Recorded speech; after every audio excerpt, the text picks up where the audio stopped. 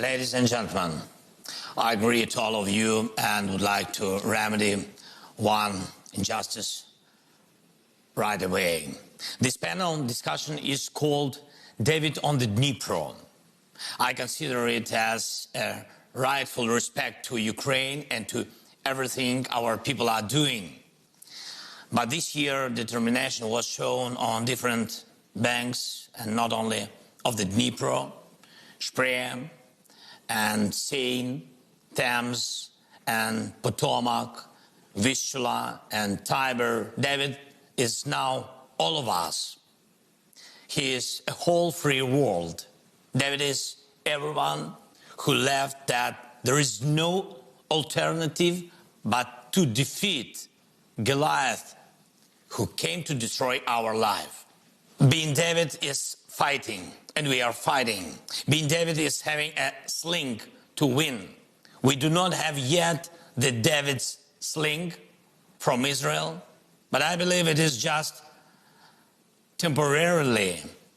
Now I would like to thank for the powerful support and mighty weapons. I thank Olaf and Emmanuel who are present here on this panel, and I thank all our partners present here in Munich, the United States, Britain, all the countries of the EU, and all from the whole world. I'm grateful to everyone who gives the sling to Ukrainian David, thanks to which Russian Goliath has already started to lose his ground. Thank you very much. Thank you.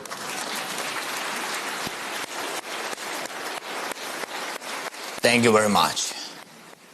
We saw it last year, and he will definitely fall already this year.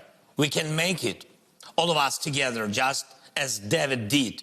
We can make sure that there is no alternative to our victory, but then there should be no alternative to our determination, to the determination of all of us on Dnipro, and on Spree, on Seine, on Thames, on Potomac, and Vistula, on Tiber, Danube, and Jordan, and everywhere, in every part of the world where freedom is valued more than the mercy of a tyrant. Last year, when I was here in Munich at the conference, I was looking for such common determination. Ukraine was clearly telling the world, we will fight for ourselves if Russia starts a full-scale war. I wanted to hear from the world, Ukraine, we will be with you. Unfortunately, I heard it only after Russian missiles struck our land, already after the Russian tanks started moving, already after Putin destroyed all alternatives, leaving just one. Who will win, he or us? In fact, you have already responded with the name of this conference's panel discussion. Goliath has no chances. But unfortunately, he has a potential. Unfortunately, he tries to buy additional time for his aggression, trading with the world. Unfortunately, he can still destroy many lives, many. That is why we need to hurry up. We need the speed of our agreements, speed of our delivery to strengthen our sling, speed of decisions to limit Russian potential. There is no alternative to speed, because it is the speed that the life depends on. Delay has always been and still is a mistake.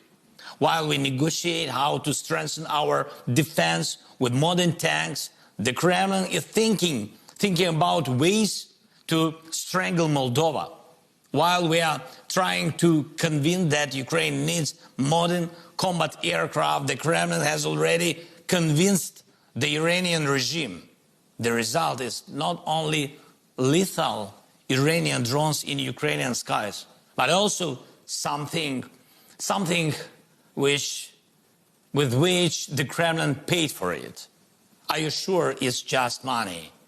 or maybe the world will face the enriched Iranian regime. And to what extent? 90%, 92 or 100%. And I'm sure none of us wants to let the region of Middle East and the Gulf to taste it, while we spend weeks to agree on new sanctions against Russia. The terrorist state is looking for ways to adapt to the restrictions already in place through parallel imports, shadow fleet of tankers and the like. Where shall we see the impact of this illegal profit of Russia? In the efforts to corrupt your political systems and international institutions, in attempts to destabilize your social life, and in disinformation campaigns against your people, in escalation in those regions that are sensitive to you. What awaits, for example, Libya, Mali, or Central African Republic while Moscow had the power? What awaits Syria? Nothing good, just like many other nations. So you will have no rest as well. So it's not just about Ukraine. The point is that Goliath must lose. And there is no alternative to this, because the Kremlin can break the security and peace of all who are now represented here in Munich. Delayed decisions of the world are a resource. Putin's dictatorship lives on. It's been that way for years. The longer the talks about the enlargement of the European Union dragged on, the more destructiveness the Kremlin brought to the then gray zone between the European Union and Russia. The louder it was said that it was necessary to wait before Ukraine was allowed to enter NATO's open door, the more aggressive Russian policy became. The longer the silence on Crimea, on the global agenda lasted, the more vigorous Russian revanchism became. And the more the world argued over what sanctions and when to impose against Russia, the more shameless the Kremlin's ambitions became. The longer we in Ukraine, in Europe, in the world had no unity, the more illusions Russia had. Now all this is being corrected. Just like last year, I now propose to act immediately. But unlike last year, now I have the most convincing argument, our achievements. Can we detour Russian strikes? Yes. Can we protect our cities from Russian missiles? Definitely. Can we liberate our land? There are 1,891 proofs of this. That is exactly how many cities, towns, villages we managed to liberate from the Russian occupation. Can we restore security in the Black Sea region and food security in the world? The Black Sea Grain Initiative and the humanitarian initiative Grain from Ukraine are convincing. Is it time for Ukraine to be a full-fledged part of the European Union? Most Europeans support membership for Ukraine. We have already gained the status of a candidate country. We are already preparing to start membership negotiations. We are already united with the European economy, logistics, and energy. There is no alternative to Ukrainian victory. There is no alternative to Ukraine in the EU. There is no alternative to Ukraine in NATO. There is no alternative to our unity. Hence, there is no and should not be any alternative to completely get rid of Russian aggression, to liberate the land, to liberate people, because every city, town and village that remains under occupation means people staying in captivity. May people be the subject of compromise. No. We have to liberate Ukraine and Europe, because when the Russian weapon shoot at us, it is already pointed at our neighbors. May Europe be the subject of compromise? No. We have to liberate from Russia's aggressive potential every international institution and every sphere of the world economy, because only then there will be a chance for freedom to pass through our border further to the east. May freedom be the subject of compromise? No. And it's a rock solid no. I'm confident that we can gain victory not only over Putin, but also over Putins.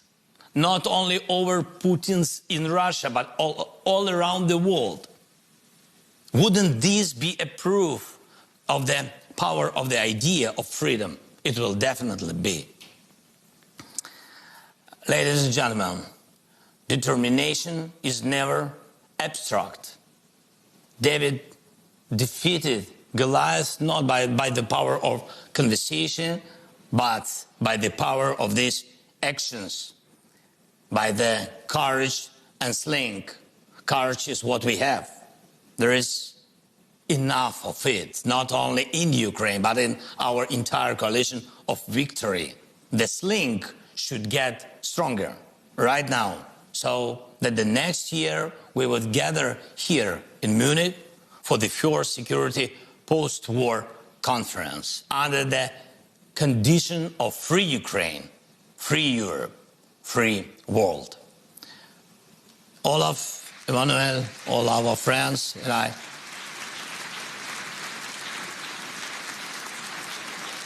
Olaf, Emmanuel, yeah, all our friends, I think you've got me right.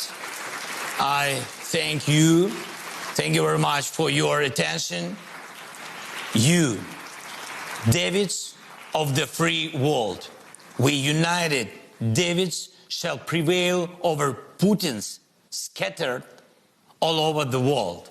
Glory to everyone who is now on the battlefield. Slava Ukraini!